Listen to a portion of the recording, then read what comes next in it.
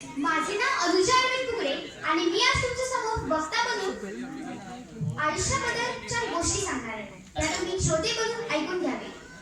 तर माझी गोष्ट अशी सुरुवात करते की एकदा एका जंगलात एक हरणी एका बाळाला जन्म देणार असते.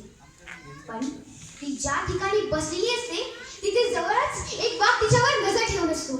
एका बाजूला एक शिकारी तिच्यावर बंदूक रोखून उभा असतो आणि जवळच जंगलात भगवा पेटलेला असतो. या सगळ्या बाजूने घडणाऱ्या संकटापैकी एक तरी संकट त्याला गिळून टाकेल याची तिला खात्री असते.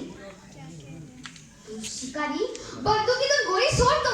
वाघ जोरात झेप घेतो. तितक्यात वीज चमकते. त्या शिकारीचं लक्ष वेधलं जातं आणि ती गोळी त्या वाघाला लागते. वीज चमकून गडगडाट होतो आणि पाऊस सुरू होतो. त्यामुळे बनवाही दिसतो. आणि हे सगळं होत असताना ती हरणी हळूच एका लहानशा हरणाला जन्म देते. माणसाचं आयुष्य पण असंच असतं. त्याच्यामध्ये काहीच नसतं. आपण फक्त व्याधी असतो या पटावरती. करता करविता असतो तो निसर्ग. एक एक वाटत असताना कुठल्या क्षणी काय होईल काहीच सांगता येत नाही. बांधणाराही तोच असतो आणि तारणाराही तोच. कर्माचा सिद्धांत जरी कितीही खरा असला तरी शेक्सपियरचं एक वाक्य खूप काही सांगून जातं. Behind every misfortune there is a crack, but behind every crack there is a misfortune. आयुष्याचं असतं.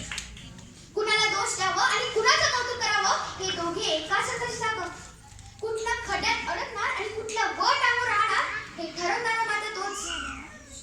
समुद्रात बुडून त्याचा मृत्यू झाला, पण तो त्याच्या मनातून त्या क्षणी समुद्राकडे कसा ओढला गेला कोण सांगेल?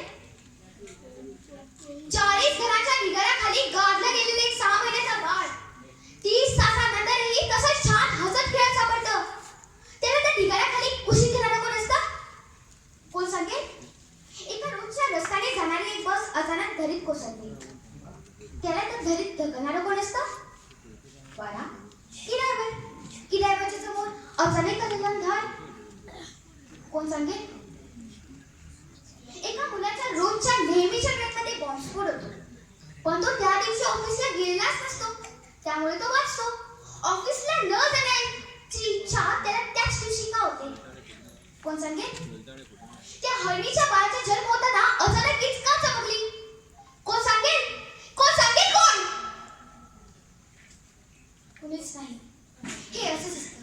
भक्तीने रुजवलेलं, प्रेमाने सावरलेलं, आसक्तीने बुडवलेलं, कर्माच्या चक्रात अडकलेलं, निसर्गाने हिरलेलं आपलं आयुष्य.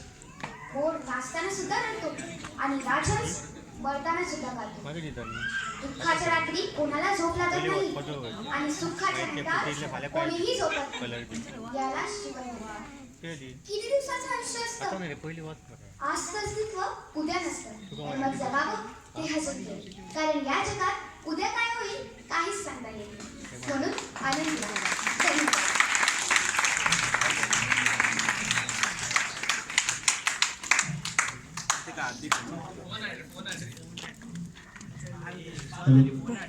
Ed a questa